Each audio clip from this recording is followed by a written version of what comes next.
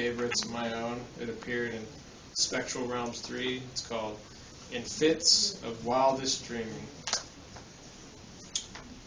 In fits of wildest dreaming, when demons all were teeming and scheming to conquer midnight's throne, I tossed in deepest slumber, through nightmares without number, to cumber the moor with awful groan, my bed of silken scarlet, a harpy winged harlot, a starlet from courts of white Selene, seemed hellishly to hover about me like a lover, and cover with kisses so obscene my body helpless sleeping. It seemed that she was reaping and keeping my soul with every kiss. The succubus embraced me, and ghostly beauty faced me to taste me and let me dream of bliss. But there was scarce of pleasure, no amorous red measure to treasure within my poisoned pulse. For restless woes and worries swirled round me like lemures, or flurries of leaves that soon convulse, and graying autumn grasses, as pensively there passes, of lasses, the saddest of them all, poor Vespertina's spectre, when purple dusk has decked her nectar gone all to bitter gall. And all the ghouls were howling, the moonlit tombs befouling, and owling made much a mournful moan, when I was wildly dreaming, and demons all were teeming and scheming to conquer midnight's throne. Yep, so there's that one. Thank you. All right. Here's one from the Audience Void #1. It's called The Harpy. She came on wings of scarlet, the harpy, pale and fair, to tempt my dark-haired Charlotte, O maiden wraith and rare. Now I have but this starlet, escarpment and despair. She came on wings of scarlet, while restlessly we slept. For now a wicked starlet upon the sky had crept, most red of stars that are lit, which hell would not accept. She came on wings of scarlet, but scarce was I awake, when hand in hand the harlot my spellbound bride did take, unclothed upon the scarlet by moonlight crimson rake. The fiend with wings of scarlet embraced my bride above the valley from afar lit by haunted stars whereof still tell the wails of Charlotte, my lost and fallen love. Are you videotaping this? I am. Jesus. Okay. So, here's one from the new Spectral Realms. Only poem in there. It's called Transylvanian Darkness. The wolves howl out in primeval hunger, the wind blows coldly caressing the red gown of a bride who for beauty had died in the black Transylvanian darkness. By woodlands old, when time was much younger, I paced forever obsessing over lost nevermore in this graveyard of yore in the black Transylvanian darkness. The vampire plagues this province forsaken of God and shunned by the village. But my blood has grown chill and my heart all but still in the black Transylvanian darkness. Blue flames on cursed Walpurgis awaken where lies old Dacian pillage. But my treasure long lost fills a grave overmossed in the black Transylvanian darkness. A castle stands whose ruins will never forget a romance medieval, where the wild rose entwines under Luna's white tines in the black Transylvanian darkness. The land beyond the forest forever enslaves my soul to its evil, neath Carpathian spells in this hell of all hells in the black Transylvanian darkness. Yep, kind of riffing off Stoker there, the intro to Dracula. Let's see here. Read.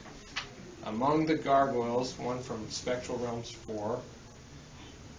I have seen what these gargoyles have gazed on from their perilous perches of stone. I have known what it is to grow crazed on the mauve mist in the moonlight alone, and high loneliness too I have known. I have met the mad stare of Polaris, with white eyes just as cold and as hard, on this ancient cathedral of Paris, most grotesque I am ever its guard. a mere ghoul irreversibly marred. I have watched from the shadows as women in white gowns have considered the ledge. I have felt heart and soul start to dimmen, as, averting my visage, I pledge not to startle them over the edge. In my dreams to the moon I have traveled, on such wings as not wakened by day, but the vision is ever unraveled by these gargoyles, these lords of dismay, whose gray wings are but anchors that stay. Okay, let's see. This is a short one, but I like it. Halloween is soon approaching, so it's a Halloween poem, you know, I'm a bit fond of this. This one's called Halloween Awaits.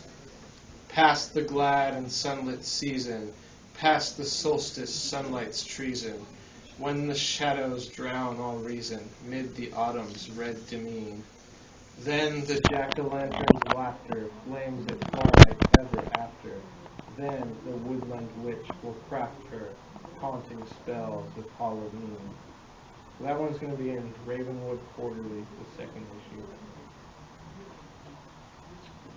Alright, let's do the Savernach poem. I guess that's how we say it. It's called The Savernach is Coming.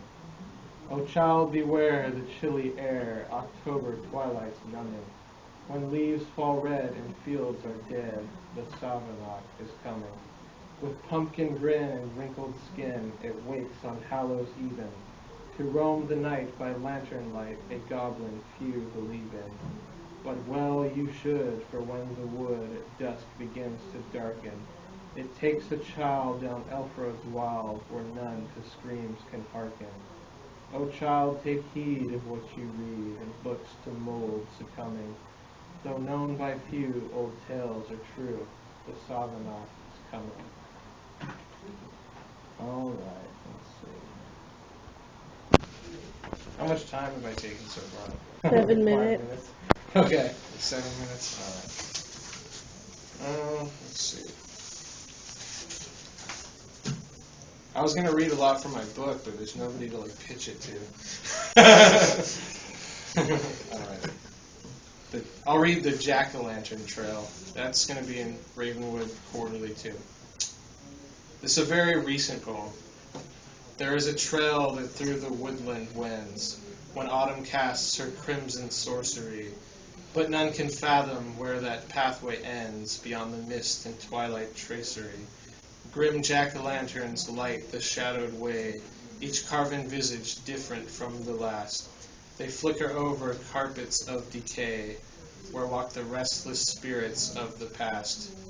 Soon I will wander down that haunted trail in search of fleeting, far October dreams, against the chill and leaf-arousing gale, while yet the crescent moon so thinly gleams.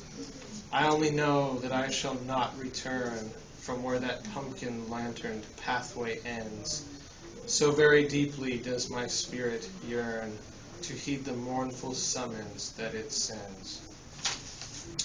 Okay, so there's all that. Might as well read. Well, I'll just start reading my Sonnet Cycle. So, as you all know, I wrote a Sonnet Cycle that my book starts with. It's kind of like my own version of like a weird narrative told in sonnets. Number 1, the Nightmare Muse. The Nightmare Muse bestows her sable kiss upon the poet who explores the land of darkest dreams with dim witchlight for brand, to lead beyond the wood where shadows hiss. Among the graves of dreamers who have died in quest of terrors cloaked in cannabis, the horrors of her realm are near at hand. Hear what the monstrous mushrooms would confide. The fleeting flutter of her ebon gown entices those who court her as their bride. It flaps in tempests of autumnal leaves, to vanish in a blackness that would drown the common seeker, for the way she weaves leads far away from any waking town. Beyond the sphere the timid lamp perceives. So number 2 is called Your Haven, and I am the inventor of Your Haven in that name, and David wrote poems about it. Your Haven. There is an ancient, isolated town, hemmed in by hills and woodlands without end, where autumn's crimson wound will never mend, and jack-o'-lanterns all year long grin down from crooked fence and sagging porch to ward against the woodland wraiths that nightly wend along those roads that ghostly fog would drown, with witch-light eyes that weigh each goblin board. A sleepiness pervades there like a spell, and all are lost who find that haunting place, for none have come there of their own accord, and none may leave who in that country dwell. Some lurking necromancy seems to lace your haven's very air, enough to quell the strongest will to leave her strange embrace. Number 3, Tavern Rumors. Those who have braved the land of darkest dreams, those who have farthest proved its ghoulish gloam, tell guarded rumors of a crimson tone. Those who survived the moon's beguiling beams, if but in body. As for where it lies, they only say, beneath the night's black dome. Then cackle madly with strange daemon gleams, lighting the hollow sockets of their eyes.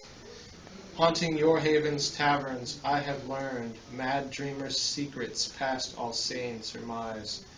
But if their absinthe-tainted breath tells true, better had I their cryptic riddles spurned, for they half hint that tome of crimson hue contains the lore of dreamers now inurned, and I would share in their dark secrets too. Well, this one's called And They Took Her Away. By the moon's silver light I held tryst with my love, on a cursed ruined castle, the village above. Oh, how sweet were the lips of my darling, my dove, ere they took her away.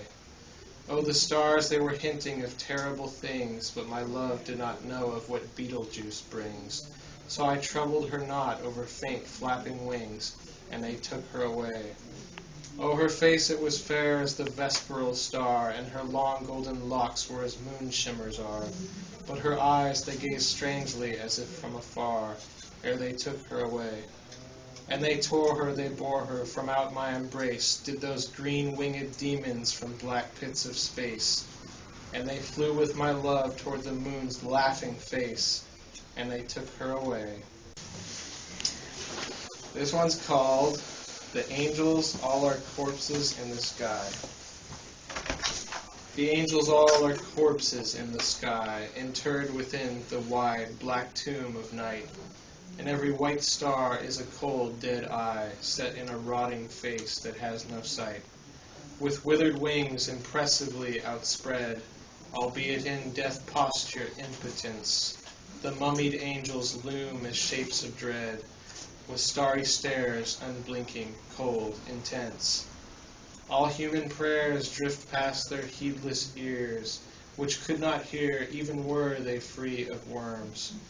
Each one a whisper that soon disappears in yawning chaos, tossed by stellar storms. Their horrid faces haunt the starry vault, whenever I dare lift one fearful eye. Sometimes immersed in desperate prayer, I halt. The angels all are corpses in the sky. Well, I like this one, so. It's called Nocturnal Poet. Leave me alone, the visions I would glimpse, I'll scatter at intrusion of late calling souls, scatter into the shadows like the imps, that watch this candle flame with eyes like wicked coals.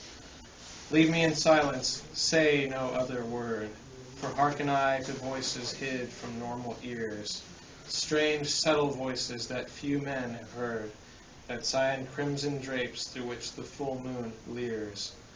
Hark midnight's chime, go, close my chamber door, for open lies a blank leaf in this crimson tome, this tome wherein I now shall scribe the lore my daemon muse imparts beneath the night's black dome.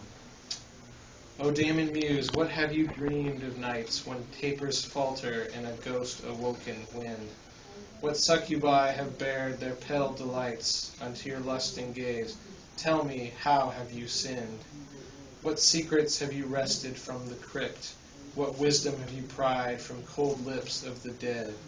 What purple poisons from gold goblets sipped, and whither drunken with such draughts durst you to tread? What artful sorceresses have you sought in moonlit gardens where vampiric roses grow?